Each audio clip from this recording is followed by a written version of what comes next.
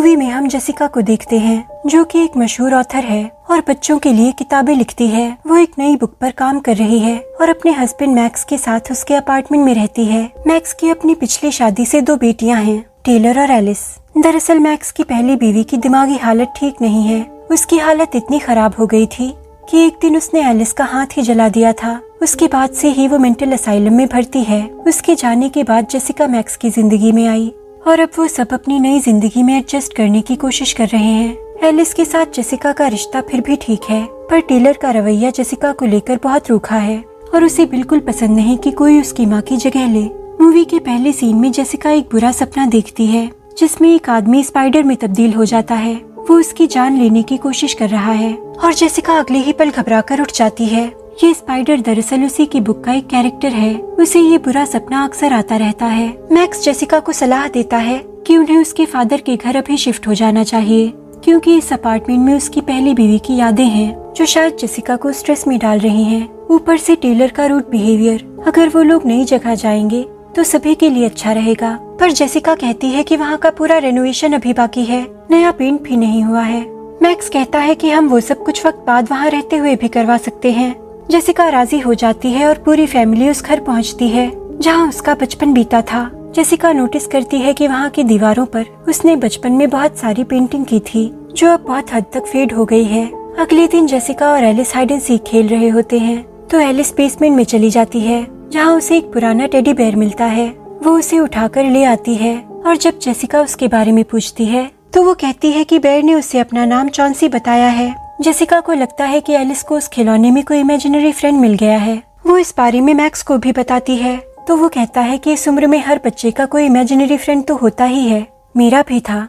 पर वक्त के साथ साथ जैसे जैसे हम बड़े होते हैं, रियलिटी से रूबरू होते हैं, तो ये इमेजिनरी दोस्त छूमंतर हो जाते हैं। इसीलिए इस सबको सीरियसली लेने की जरूरत नहीं है। बच्ची है, वो खेलने दो से।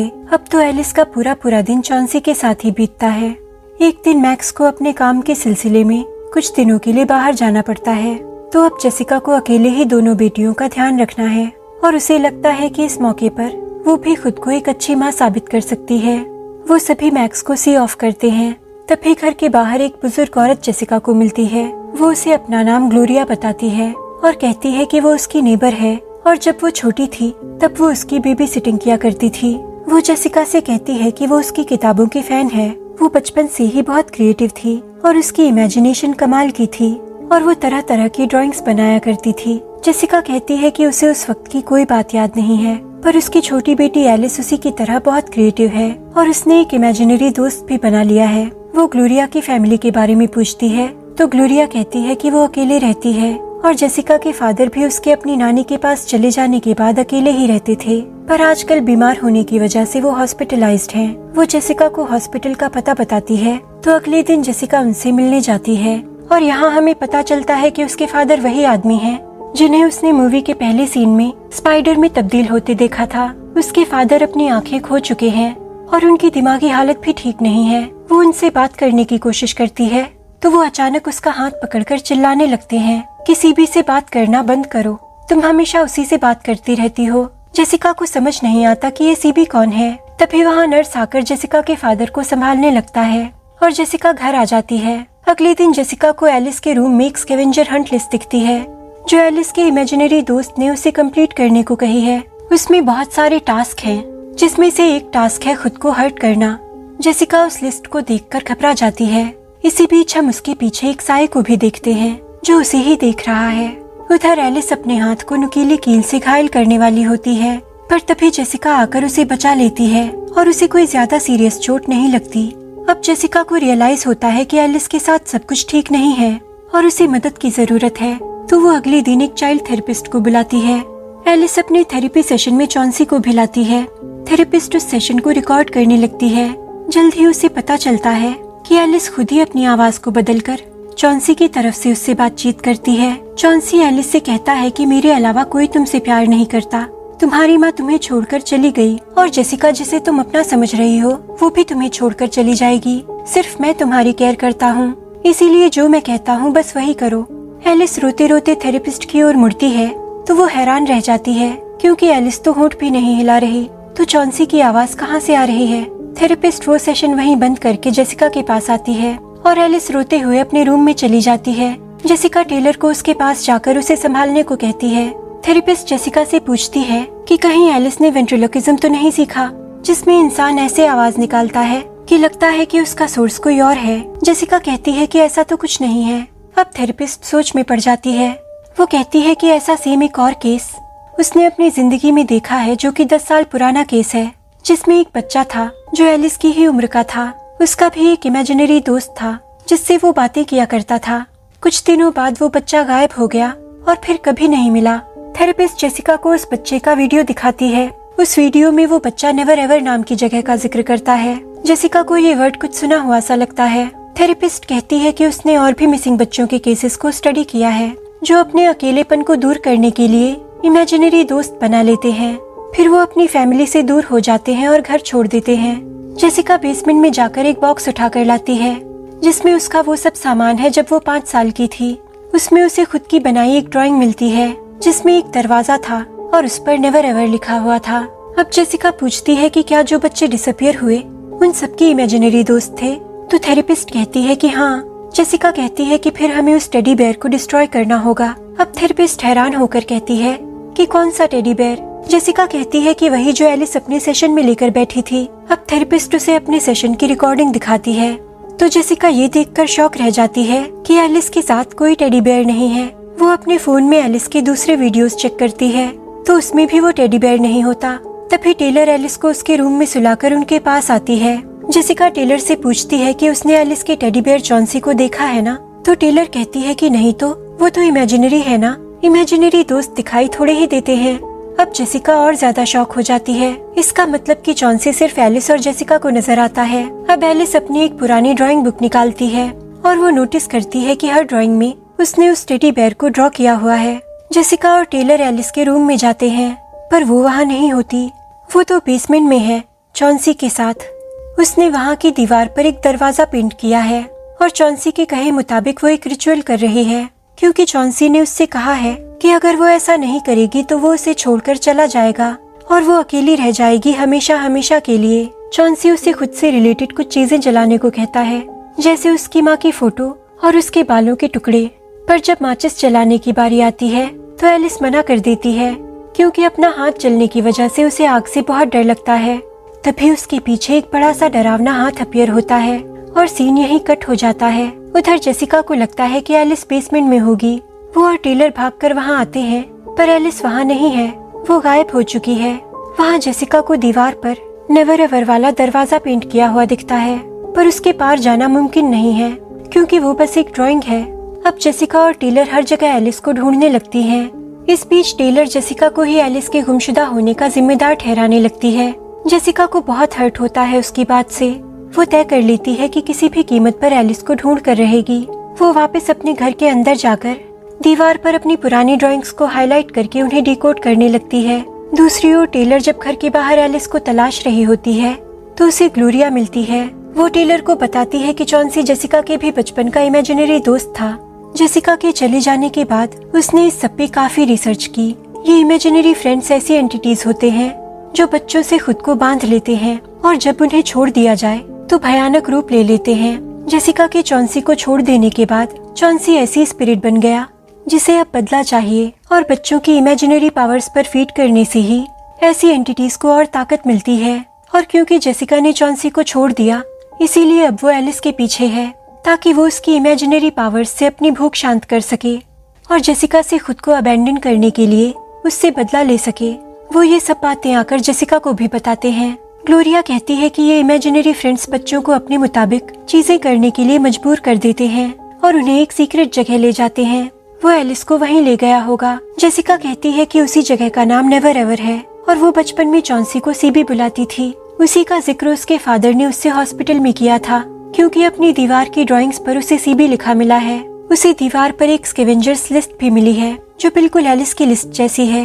अगर उन्हें एलिस को बचाना है तो नेवर एवर का दरवाजा खोलना होगा और वो खुलेगा उसकी स्कैवेंजर्स लिस्ट को पूरा करने के बाद। वो उस लिस्ट में लिखा सारा सामान एक बोल में डालकर बेसमेंट में जाकर वो रिचुअल करने लगती है। उसका आखिरी टास्क था खुद को दर्द पहुंचाने का, तो जेसिका कैंची से अपना हाथ घायल करके उस सामान में आग लगा देती है। पर वो दरवाजा नहीं खुलता। उन्हें लगता है कि उनसे कुछ गलती हो गई है। अब टेलर फिर से हर चीज के लिए जेसिका को दोषी ठहराने लगती है, हमेशा की तरह। तो अब जेसिका के भी सब्र का बांध टूट जाता है और वो भी उस पर चिल्लाने लगती है कि हर बार मैं ही दोषी क्यों होती हूँ, जबकि मैंने तुम्हें एलिस के पास रहने को कहा था। वो गायब हुई तुम्हारे गैर जिम्मेदार बिहेवियर की वजह से। तुम भी अपनी माँ की तरह सेल्फिश हो। उसके इतना बोलने से दरवाजा खुल जाता है, क्योंकि जेसिका को दर्द अपने फिजिकल घाव से नहीं बल्कि उन बातों से पहुंचा था जो टेलर ने उससे कही। रिचुअल कंप्लीट होने के लिए जेसिका के असली दर्द का बाहर आना जरूरी था। वो तीनों उस गेट के अंदर जाती हैं। वो दुनिया दूसरे बच्चों की आवाजों से भरी पड़ी थी और बिल्कुल भूल भुलैया जैसी थी, जहाँ दरवाजे ही दरवाजे थे। तभी अचानक जिस दरवाजे से वो लोग आए थे वो बंद होने लगता है।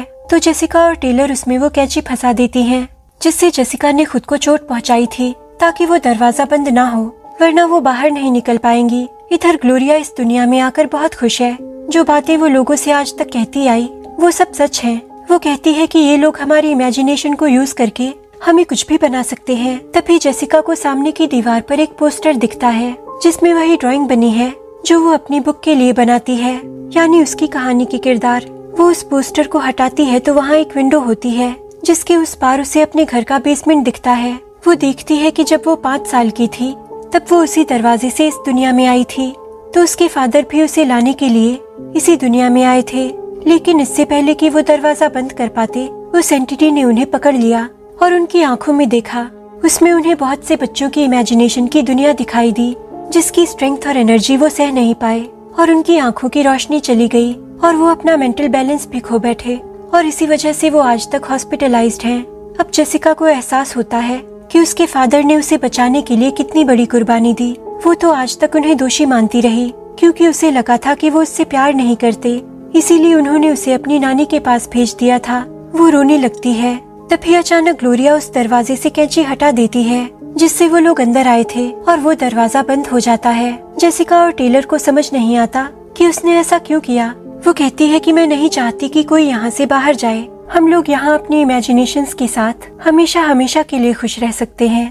तभी एक दरवाजा खुलता है और एक बड़ा सा डरावना हाथ उसे खींचकर ले जाता है और ग्लोरिया को मार डालता है। जेसिका और टेलर ये देखकर डर जाती हैं और फटाफट एलिस को ढूंढने लगती हैं, और एक कमरे में उन्हें एलिस मिल जाती है। उस कमरे में बहुत सारे गिफ्ट बॉक्सेस रखे हैं और पूरा कमरा एलिस की मनपसंद चीजों से भरा पड़ा है। यहाँ तक कि वहाँ एलिस और टेलर की सगी माँ का प्रोजेक्शन भी है।